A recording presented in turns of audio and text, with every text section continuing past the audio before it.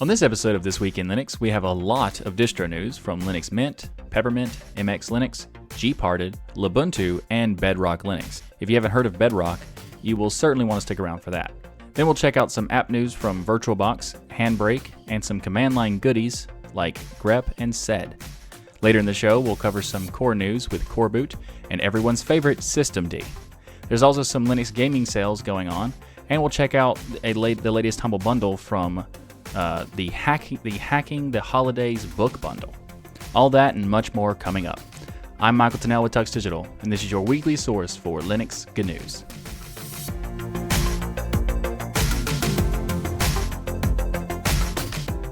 This episode of This Week in Linux is brought to you by nothing, but the LINUXMAS coupon code is still in effect. So if you'd like 20% off the Linux is Everywhere t-shirt, you can totally get that by going to tuxdigital.com/LinuxIsEverywhere. If you're not aware, the Linux is Everywhere t-shirt is the shirt I made to celebrate the proliferation, there we go, of Linux. The concept of the design has Tux blended into the background to convey the message. Even if you aren't aware that Linux is there, it probably is. The shirt is available for shipping from North America and from Europe. So if people are in Europe, go to tuxdigital.com/LinuxEverywhereEU for shipping inside of Europe. Up first in the show is the latest release of VirtualBox, VirtualBox 6.0. And VirtualBox has a lot of improvements for this one. They've been working on the 5-point series for a very long time, and this one has a lot of cool things, including a new user interface refinements that support high DPI, as well as enabling VMS VGA graphics by default for Linux guests, which allows for an emulation support of the VMware SVGA 2 graphics adapter, which is to say that it's a lot smoother and performs better. They've also added a file manager for the host and guest file copies from back and forth, so it's a lot easier to manage that thing. They've also made some improvements for audio and video recording. So if you're you can actually screen capture in VirtualBox the guest that you're doing, but it used to be kind of clunky. I haven't tested this particular version, but they're saying that it's been much more better improvements and better overall performance for that, as well as overall in general audio improvements as well.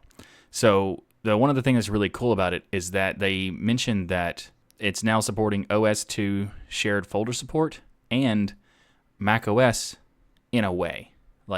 There's some support for macOS as far as installing it and things like that, and having guest editions for macOS. Now, there's not that much guest editions. I think it's just a copy-paste thing, but either way, it's showing that they're actually making it possible to have a macOS virtual machine, which has, historically been very difficult to set up. So that's pretty interesting. They've also made it really high support for things like Vagrant, which if you're not sure or aware of what Vagrant is, it's an open source software product for building and maintaining portable virtual software development environments. So you can actually build Vagrant platform or environments through VirtualBox and have them deployed through that way. And this particular version has support, full support for Vagrant 2.2.1 and forward. So this is pretty cool, and VirtualBox is not really the best for everyone because it does have some performance issues over, say, Virt Manager or QEMU or KVM, things like that. But VirtualBox is definitely the easiest one to get started with. So if you've never done virtual machines or anything like that, I would say that VirtualBox is probably the best one to try out first. That way you can get to learn how all the different basics of virtual machines work, and then also there's still advanced level tools in VirtualBox that you could learn there, like host only networking, which is a very cool feature that we might talk about in a video separate about VirtualBox. But either way, it's still pretty cool, and if you haven't tried virtual machines, give this a shot because this is a great way to get started. So the VirtualBox 6.0 release notes will be in the show notes. Up next in the show is the popular cross-platform open-source video transcoder software Handbrake has released their latest version of Handbrake 1.2. And if you haven't heard of it, Handbrake is a very powerful transcoder. So, basically what it allows you to do is take a video from one format and fairly easily transition it or transcode it into another format without having to do any kind of re-rendering and stuff. I mean, it's still going to do rendering, but it's not going to do it. It's not going to be a full re-render, it's more of a transcode. So, for example, you could have a 1080p, transcode it down to 720p, and while if you were to take that and put it into a video editor, it would have to re-render everything and take a very long time. Handbrake, by doing a transcoding method, could do it in a much faster process. So what's really cool about this is that they've decided to switch from libav to FFmpeg for 1.2. And FFmpeg is a very powerful tool, which is actually one of the tools that I used for making this show, and it allows so much control that it's fantastic. And having it as the backbone of Handbrake is just going to make Handbrake even better. So that's very cool. They've also decided to add some new presets so that you can now have customization, so you can automatically take a video and then make it optimized for the Amazon Fire. I'm not sure if they're talking about the Fire Stick like TV or the Fire like the Kindle, but either way, I would assume the Fire Stick or the Fire TV, just because that's also associated to the Chromecast as far as their like changelog notes. They've also fixed some Blu-ray issues, added support for decoding TIFF files and LZMA video.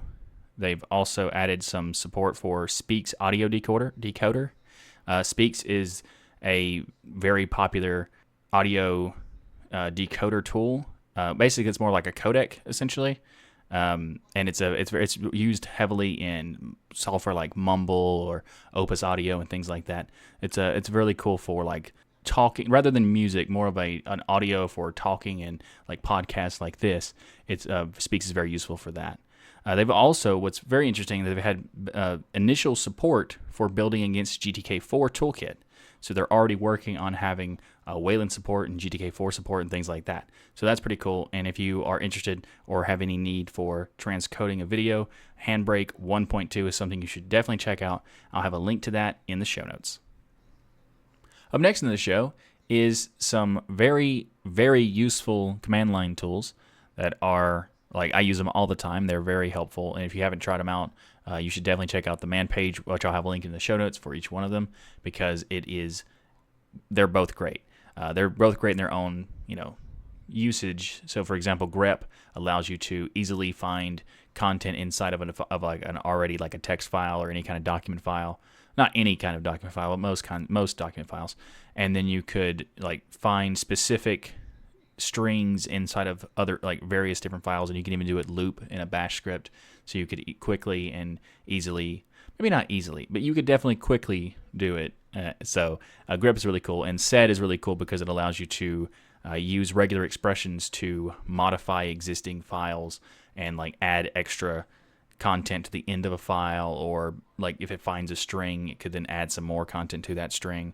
All kinds of powerful stuff. So if you are looking for something like that, they're fantastic options for that. But Grep 3.3 was released, and the 3.3 was actually a bug fix to the 3.2. There was like a regression in 3.2, so they fixed that in 3.3.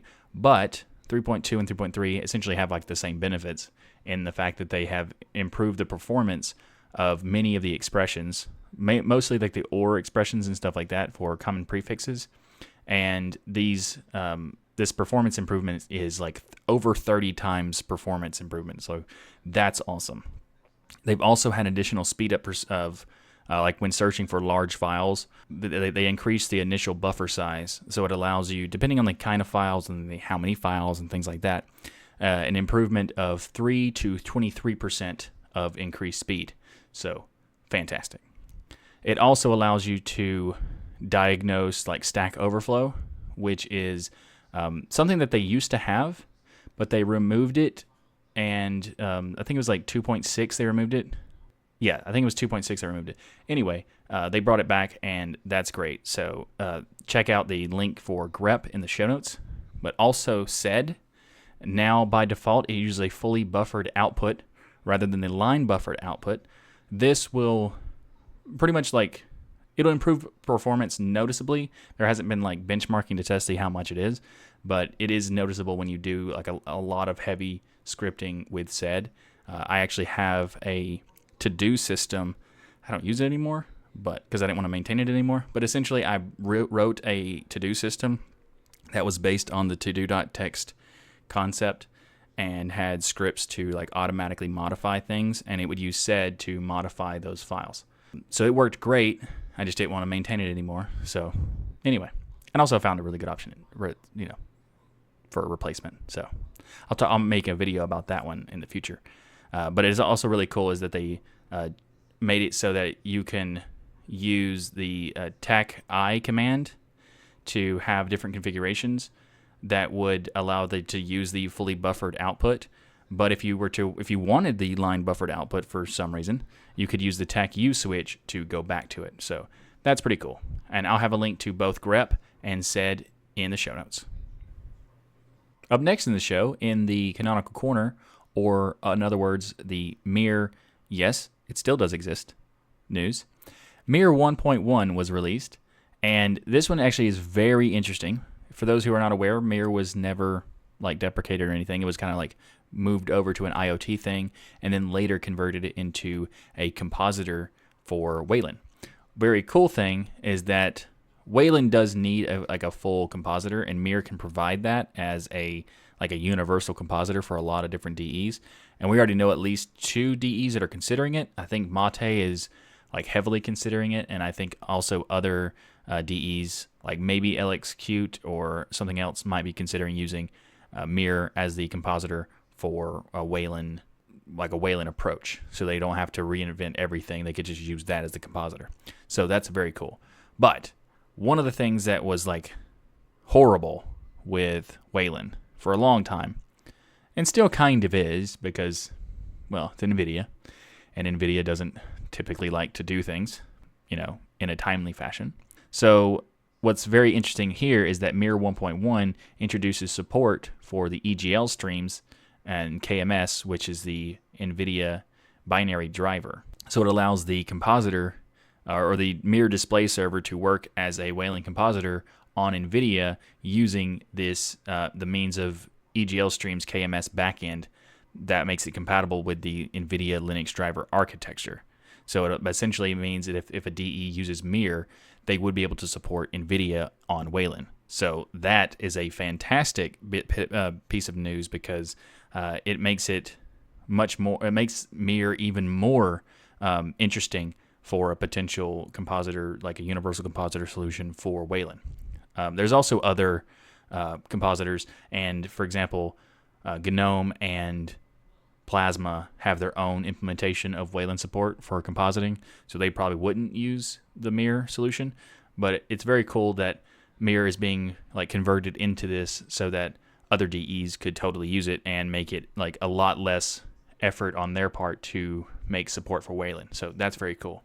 If you'd like to learn more about this particular release, there's a ton of changelog information that I'll link in the show notes. And I didn't cover everything that's a part of this release, but this is definitely the most interesting piece. So if you'd like to learn more, I'll have a link in the show notes. Up next in the show is the Hacking for the Holidays Humble Book Bundle from Humble Bundle, obviously.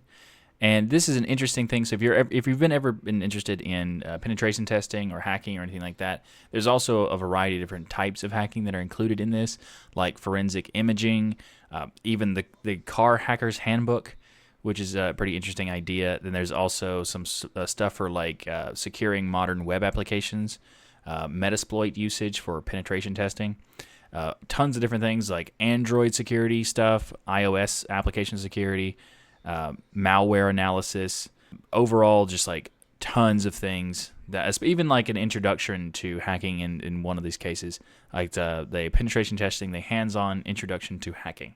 That's the name of the book. So if you're interested in any kind of thing like that for security or penetration testing or anything like that, this would be a great option, because I think there's like 15 or so books that are included in this bundle.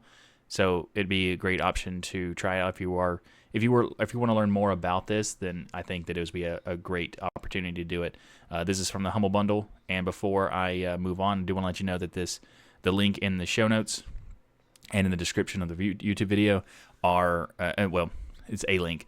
The link is a affiliate link that will give a small percentage of the order as a commission to TuxDigital. So if you do decide that you want to try it out, I would appreciate you using that link because it would give TuxDigital a little bit of commission for it. So anyway, if you are interested, this is a very cool idea for them to be making a bundle like this. So I mean, I'm probably going to try it, pick it up because a lot of these things I have a little bit of experience with, but not a ton. So it might be interesting, to learn more about it. So I will have a link to this, the Hacking for the Holidays Humble Book Bundle, in the show notes. Up next in the show is the first distro news topic, and that is Linux Mint 19.1. We talked about Linux Mint a couple episodes ago. I'm pretty sure in episode 46. So this is kind of a rehash of that, but this version is no longer in beta. This is the full release of Linux Mint 19.1, and this is there's a very cool stuff they're doing in this release. One of the things that they did is improve the Nemo file manager to be like the performance about 3 times faster. They say due to code optimization, so that's nice. They've done a lot of updates to their various different X apps like X Reader and X Video, I think is what it's called. Like just a bunch of those things. But I think the most noticeable thing or notable thing about this release is the new theming system for the layout. So they have made a modern version of the design. So it just looks more clean. It's a flat design. So if you don't like the flat design or the material design, it's not going to be what you want. But they did offer the ability to go back to the old version if you do want to use that version. I think it's called like the traditional layout, something like that in the settings. So you can switch that if you want to. But I think that this is a much needed improvement, and it does make Linux Mint look much cleaner and much nicer. So I give them props for that. It is a much needed improvement. So well done there. There are some things that they've also improved, like the symbolic icons for various different things like Redshift and the Network Manager applet have been improved in the sense of more reliable and more accurate to detecting this different software that people are trying to use to display the right icon, things like that. And they've also, updated Cinnamon to Cinnamon 4.0. I think Cinnamon 4.0 was in maybe 19, maybe it's not. Maybe it was just in 9.10 or 19.1. I could be remembering wrong. But either way, it is in this version. So if you're interested in checking it out, Linux Mint 19.1 is going to have a link in the show notes. Also, a link to episode 46 if you're interested in checking that one out too.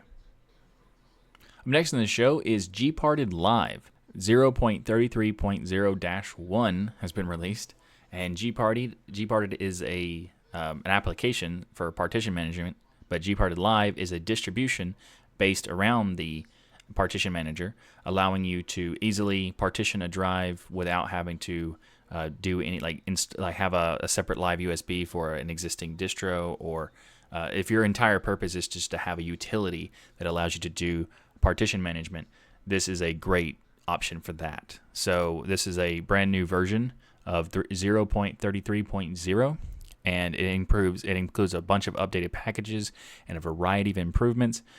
Some things to note include the supporting and copying and moving, supporting of copying and moving of unsupported partition content. That's a weird way of saying that they allow the opportunity to actually move around the content on a partition, even if the system's not really that partition structure is not really supported. So it allows you to move the bits kind of thing. It also adds the ability for Minix file system support, recognizing the Apple file system or APFS. And it also now supports code modernization of GTK2. So they modernize the GTK2 code of GParted Live. So there's a lot of improvements, and this particular version is based on Debian SID, and it uses the latest version if you're not aware, Debian SID is the unstable branch of Debian, meaning it's like the rolling release. They don't really do a rolling release, but SID is kind of like that. But it means that if you do a snapshot of SID, you kind of have to say when that happened. And in this case, it was December 14th, 2018. And they've also updated the kernel for 4.18.20. This has also been tested with VirtualBox, VMware, UEFI, BIOS. You can even do various different other computers like they've had testing with AMD, NVIDIA, Intel, and even like the old ATI cards and stuff like that, which have been many years. So if you have one of those, it's probably like 6-7 years old at least, maybe probably older, but maybe around that time. So anyway, this is going to be a lot of cool things that are available to it. There are some issues to note. Boot options that do not display on X desktop if you're using an old Acer Aspire. There is a workaround for that. I'll have a link in the show notes for the workaround if you do have an Acer Aspire laptop. So I'm going to put it in the episode because it's very specific. But I'll have a link in the show notes for that in case you do have it. So if you'd like to learn more about this latest release of GParted Live, I'll have a link in the show notes. Up next on the show is Lubuntu has announced that for the 1904 and beyond that they are going to stop issuing 32-bit ISOs. Now, you would still be able to use 32-bit software once you have it installed on a 64-bit machine. For example, if you were to use Steam, many games are still using 32-bit software, so that's not gone. It's just the offering an ISO specifically for 32-bit hardware is what they are announcing that they are no longer going to support. The Lubuntu developers have announced that they've decided to, while they are going to get rid of 1904 support for 32-bit, they are continuing to support the 1804 LTS version for 32-bit. So if you are still in need of a 32-bit, at least for the next 5 years, there will be an option to do that. And as far as people who are like saying that the software would be kind of like stale in that, with the invention of snaps, flat paks, and app images, that's kind of not that big of a deal anymore. So I think that the best time for them to actually sunset 32-bit as far as like the entire community really is around now or in the future. So I think that there's plenty of software available in these universal formats that make it not such a big deal. If they were to do it like 5 years ago, it would have been much bigger deal than it is now. So I think it's about time. It's a good timing for them to do it. And also, Ubuntu announced that they were going to, just a couple weeks ago, they were going to stop offering the 32-bit ISOs as well.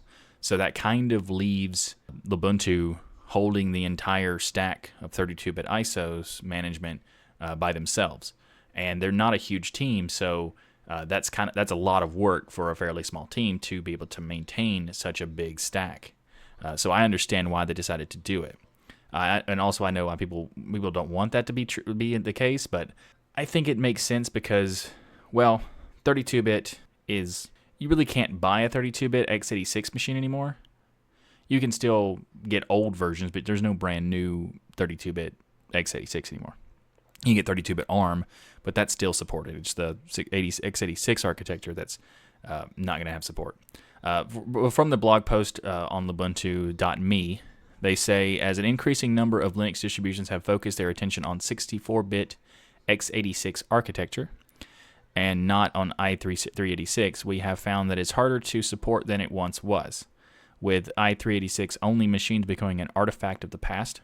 I'd agree with that. It has become increasingly clear that the Lubuntu team that we need to evaluate its removal from the architectures we support. After careful consideration, we regret to inform our users that Lubuntu 1904 and future versions will not see a release of the i386 architecture. They say, please do note that the Lubuntu 1804 LTS will continue to have first-class citizen classification for the 32-bit until April of 2021. So you'd still be able to use it, like I said, for really old hardware. And I think if you are still using something that old, which is minimum 10 years, more than likely 15 or more, you're not really that interested in updates and upgrades and things. So I think that it's a fair decision for them to sunset it now because it needs to be done eventually anyway.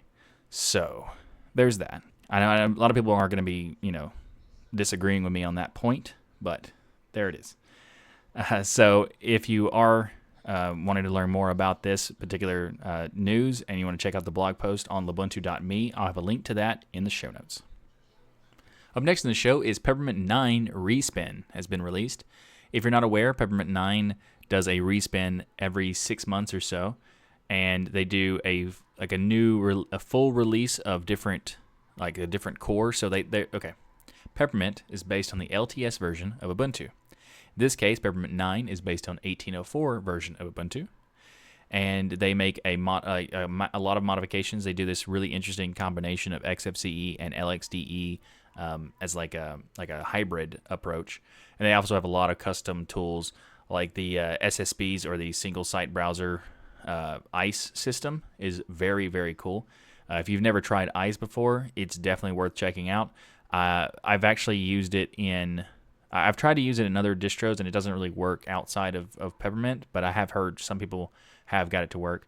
But if you haven't tried ICE, that is one of the claim to fames for Peppermint. You should definitely try it out if you haven't. Also, Peppermint is like very reliable as far as like things working when you want, where you set everything up to be and things like that. So if you are looking for like a very stable distribution, Peppermint 9 is something that you should check out. So Peppermint 9 Respin, they do a release every 6 months or so for like updates and different respins to like improve packages and update different like default settings and things like that.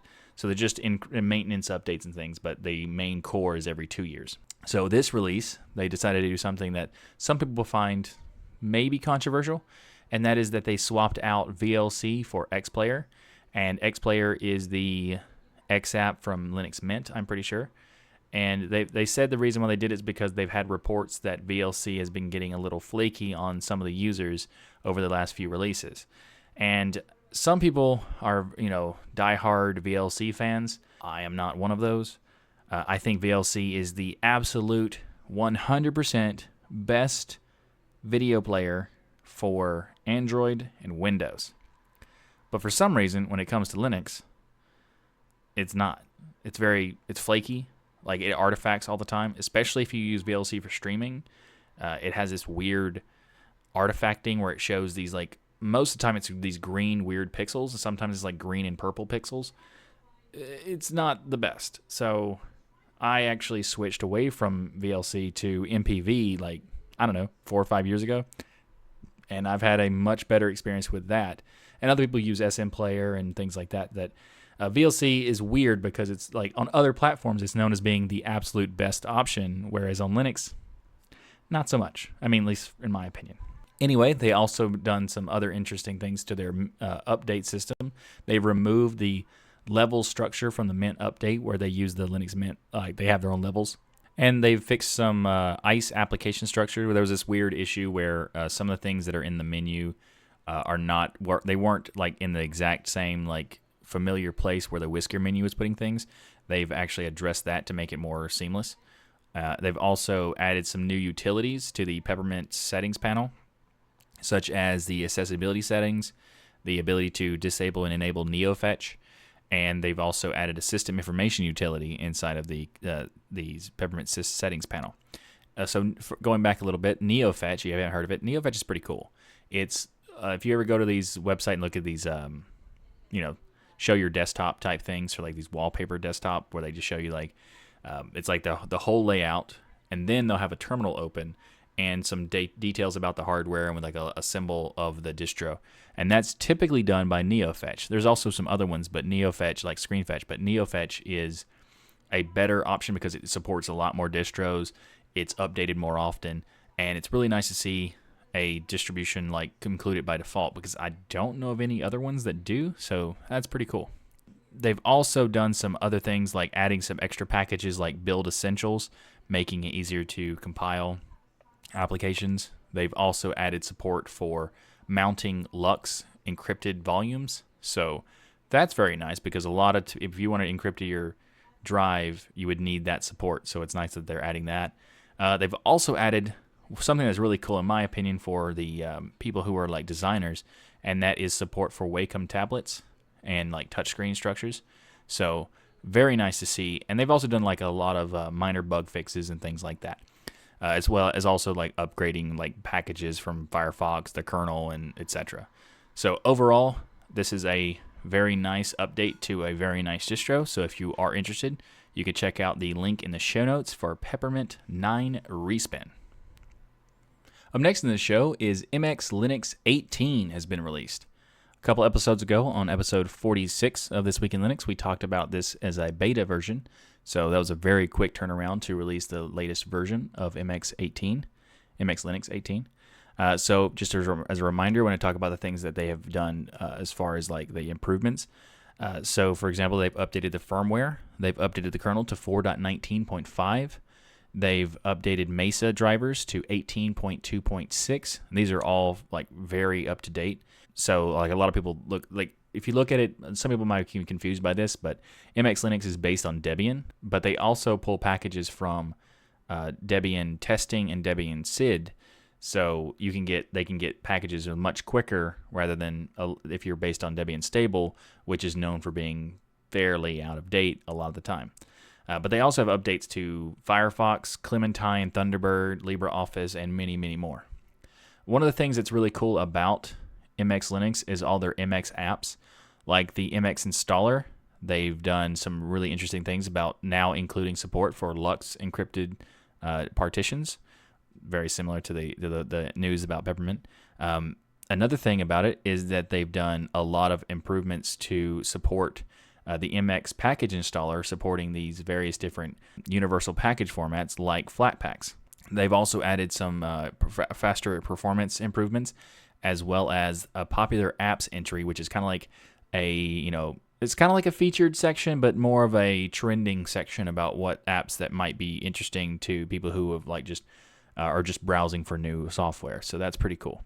Another thing they did was to add support for S3 texture packs, which is related to the Valve Steams in some games. So for Counter-Strike, there's some issues where if you didn't have this particular texture pack, it would not load correctly, and this solves that problem. So that's really cool. And in the beta, there was a known issue with the NVIDIA drivers. Say that it wouldn't build against the new kernel, so there was like this issue where if you were using NVIDIA, it might not work correctly. What I wanted to address there is that good news. MX Linux 18's official release has included the fix for that, so that's no longer a problem. So if you are interested in checking it out, MX Linux is a fantastic distribution. You should totally try if you are interested in something like that. It also supports 64-bit and 32-bit. So because it's Debian based, it also can benefit from the Debian structure of maintaining the Debian 32-bit architectures of the x86 architecture. So they get the benefit of that, as well as using the testing and the SID branches for various packaging. So it's definitely a really cool thing that you should try out if you haven't already. And I'll have a link to this ReleaseNet blog post in the show notes below. Up next in the show is the last distro news for this week, and that is Bedrock Linux has released 0.7 Poki, or I think it's Poki, I'm not sure. They've released this version of Bedrock Linux, and there's a lot of interesting things that have been happening in Bedrock, but I think Bedrock itself is probably the most interesting part of it. The thing that they did for 0.7 is to make it more polished experience, and they've improved like the installation of it and some other things, just like an overall user experience. But the core fundamentals of Bedrock is really what makes it interesting. And that is because Bedrock is a meta Linux distribution. That's how they describe it. It allows users to utilize features from various different other distributions that are typically mutually exclusive to those distributions. It's really cool because you can mix match components from various different distros whenever you want to. So for example, you could have the bulk of the system from an old stable distribution such as Debian or CentOS. You could then also have access to cutting edge packages from Arch Linux. You could have access to the AUR. You could have the ability to automate compiling packages with Gentoo's portage, and also have a library compatibility with Ubuntu and CentOS, even including desktop-oriented proprietary software through both of those. All at the same time, all working together like it's just one large operating system. It's very interesting. Overall, I think that the concept itself is intriguing and might be worth a try if you've never, heard of it before. But to be fair, I do need to specify something. It isn't for everyone. They even specifically say that while it certainly isn't perfect, and it most definitely is not for everyone. They do think that it'd be something that people might be worth trying because it is a very interesting and really unique, cool concept for distribution. I think, like, I've tried it before and it works very well. It is very complicated to set up, or it used to be. Like, I haven't tried the latest version because they're talking about it making it easier to install and easy to set up, and, well, easier to install. It used to be because it uses like a cheroot system to make sure that all these things work together. In this way, that if they have the installer like more streamlined, that it could be a fantastic option to try. So I think Bedrock Linux is a very cool idea, and if you are interested in learning more, I'll have a link to it in the show notes. Up next in the show is the first core news segment, and that is Coreboot 4.9 has been released. 4.9 has had over 2,600 changes since their previous release, which was just about 6 months ago or so, a little bit over that. They've done a lot of cleanup for the code to make it improved support for various different motherboard ports and things like that. They've also added some documentation improvements as far as making it hosted inside their own repository. They've also set up better integration with the build system to utilize the Intel FSP binaries, which is really interesting because I'm curious what's going to happen with Coreboot when Intel, I mean, it'd be an improvement anyway, it wouldn't be negative or anything, but I'm just curious how well this would be helpful to them based on the information we found out a couple weeks ago. I don't remember exactly when it was, it might have been last week, but Intel announced that they didn't really announce, someone from Intel hinted at there's a likelihood that they'll open source the FSP binaries, so that would be interesting. The Coreboot 4.9 has also announced that they have deprecated around 71 boards or so for motherboards that are no longer being supported or maintained, so there was no reason to keep them in the source tree. However, they have added 56 new motherboards, including a number of old ASRock G41 motherboards, various ASUS boards, 24 Chromebooks, various different types of Chromebooks, as well as Intel reference platforms and a variety of things from like Lenovo and Siemens and stuff like that. So if you would like to learn more about this particular release of Coreboot 4.9, you can find a link in the show notes. Up next in the show is the last piece of core news that we're going to cover this week, and that is Systemd 240 has been released. And I know this is a favorite of everyone. Everybody loves Systemd. So we're going to talk about a couple things that they have done, which is some of these are really cool.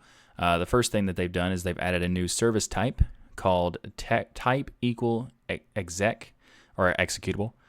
And it's very similar to the type equals simple, but ensures the service manager will wait for both the fork and the execute VE, so the EXECVE service to run for the main service binary to complete before proceeding with the follow-up units. I can go into like more details in a future video for like a separate Systemd thing, kind of like a overview of like how it works if people are interested. So if you are interested, leave a comment below on the in the live chat if you'd like to, or in the published episode in the comment section. I'd be interested to see how many people would be wanting that kind of video to be done.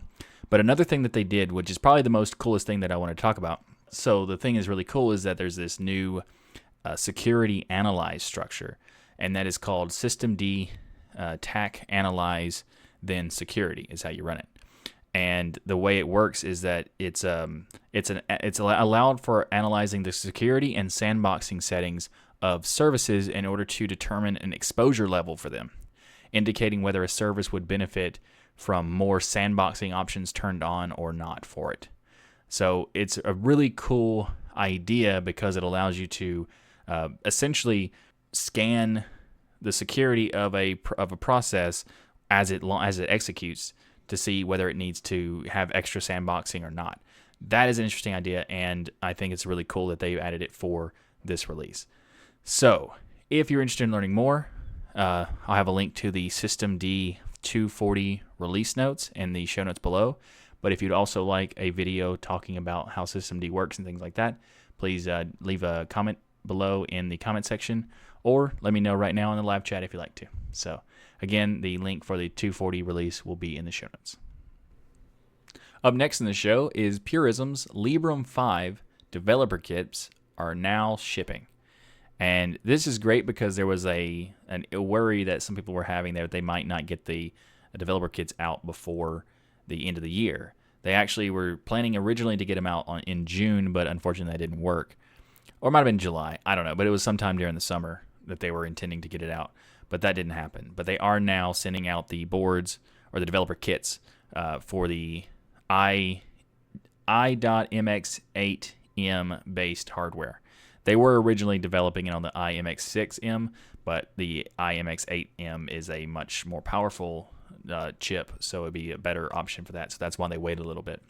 It does sound like the developer kit is kind of, rough around the edges type of thing, because in the blog post that they posted on their website, there's still a lot of work required to make the dev kit truly functional for the Librem 5 development. So we will need your assistance. The frenetic pace of development continues, and it's astonishing how much we've accomplished in the 2 months since we put the hardware together. But the path is still long and arduous. To be more clear about how specific, like what the things that are not working, what they need assistance on, is the hardware isn't really fully validated. There's still a good chunk of software that needs to be written, and the dev kit can't yet place any phone calls, for example. So there is still a lot of work to be done. However, the Purism team still seems to be confident about being able to ship the Librem 5 on the planned April 2019 ship time. They originally were planning for January 2019, but that was pushed back in April. But they still think that they will be able to make the April date. There's a lot of people who don't expect that to happen and expecting more of like the end of 2019, but hopefully they're able to solve the problems and get it out when they plan to in April, so because that'd be really cool. One of the things that is kind of unfortunate is that Purism has announced that the Librem 5 phone price has been increased from $599 to $699 for the pre-orders. I think they've actually said that they're going to change that price in the beginning of 2019, so it might still be $599 now. So if someone really wants to get the phone and wants to save $100, and they're already planning on getting the phone instead of waiting, then they might as well try it now because they could save $100, because I think it's still available at $599, that they're going to change it in 2019, but don't quote me on that. So if you are interested, you can find more about the blog post on the Librem, the Purism website for the Librem 5, and you can find out all the specifications for it as well there too. So I have a link in the show notes. Up next in the show is the winter sales. Steam specifically, and also itch.io. First off, the Steam Winter Sale is having a lot of games or cool games that are on sale right now, like Borderlands, Rocket League, BattleTech, Prison Architect, Surviving Mars, many more. Well, I mean, to be fair, Rocket League is kind of my addiction right now as far as gaming goes. I play not a ton of games, but I play a significant amount of Rocket League. I'm a very big fan of that game, so it's a really good time to buy it because it's 50% off. So it's only $10, well $9.99, but $10. So if you are interested in trying out the game, it is definitely worth it. I think you will get. I think you might need to like try it out really for like an hour or two, see if you like it. If you don't, you can get a refund if you don't play it for more than 2 hours. But I think the game is great. I've played it for so many hours, I don't want to tell you right now. But anyway, there's also itch.io, which has a lot of cool indie games like localhost or library or various different things. I haven't actually had a chance to play most of these games, but they do look kind of interesting because a lot of like the fact that itch.io uses, I'm not sure if it's itch.io or itch.io. I don't know. Either way. They have a lot of cool indie games, and they're having a winter sale at the same time as Steam. So if you're interested in that, I'll have a link in the show notes for that. Both of the links are going to have TuxDigital links attached to them, but they're not affiliate links like most of the time. But the reason why I have them is because when you go to both of these sites, it's kind of hard to set up the platform. I only want Linux games. I only want games on sale, etc. So I created quick links on the TuxDigital website.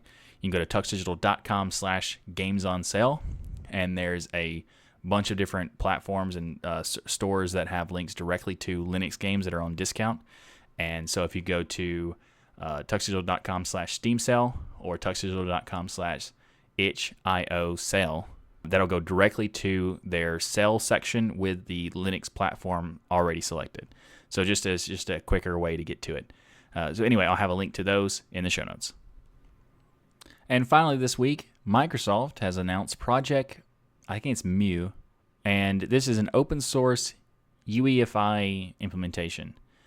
It's really interesting because this has potential to be game changing in the terms of like the hardware Microsoft makes, not necessarily in a lot of different like hardware vendors, because they put their own system in like Secure Boot and UEFI. That's like, there is a standard for UEFI, but a lot of companies don't adhere to it. This won't address those, but what it will address is something that potentially could be pretty interesting, because the Project Mu is like what powers the Hyper-V platform as well as the Microsoft Surface hardware. So if like the Surface Pro is a pretty cool laptop, and they have like these, it's a really interesting idea for like a tablet laptop thing. There's a lot of people who would like the Surface hardware. So if they open source the UEFI implementation of the Surface hardware, that could be pretty game changing for allowing it to run Linux on the Surface hardware. A lot of people have gotten that to work, but it's a little clunky. So this might change that. Project Mu is Microsoft's attempt at firmware as a service sort of thing, but they're doing it as an open source implementation. They haven't really explained why they're doing it that way, but it's still an interesting approach that they are doing it, and potentially could be really cool. They've also said that they think the reason why they're doing it is that they think that the Tiana Core UEFI reference implementation is not optimized for rapid servicing across multiple product lines. It's because they want to use the same thing over a variety of different products. So they think that they're making their own version, and then making that open source would be beneficial to themselves. Essentially, they forked another project and are making their own, and that they might actually have to do it depending on what the Tiana Core license is. I'm not really sure what that is. So maybe they're only doing it because they have to. Who knows? It is Microsoft, so I wouldn't be surprised if that's the case.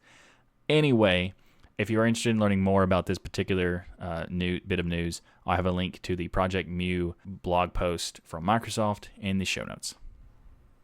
Thanks for watching this episode of This Week in Linux. If you like what I do here on the show, please like that smash button and be sure to subscribe. If you'd like to support the channel, we have multiple ways to contribute via PayPal, Patreon, and many others. You can learn more by going to tuxdigital.com/contribute. Or you can order the Linux is Everywhere t-shirt by going to tuxdigital.com/Linux is Everywhere. And also be sure to remember the 20% coupon for LINUXMAS to save on the order. We also have ways to contribute without any cost to you by using our affiliate links. You can find links for places like Amazon, private internet access, and many more by going to tuxdigital.com/affiliates. If you'd like to submit some good news to the show, then visit the subreddit by going to thisweekinlinux.reddit.com. If you'd like some more podcasting goodness from me, then check out the latest episode of Destination Linux, as I'm a co-host of that show. And especially since the latest episode is episode 100, so you don't want to miss that. And just a reminder, this show is live every Saturday, so join us in the live chat room to discuss all the latest Linux news each week. Thanks again for watching. I'm Michael Tunnell with TuxDigital, and as always, keep using, learning, and enjoying Linux.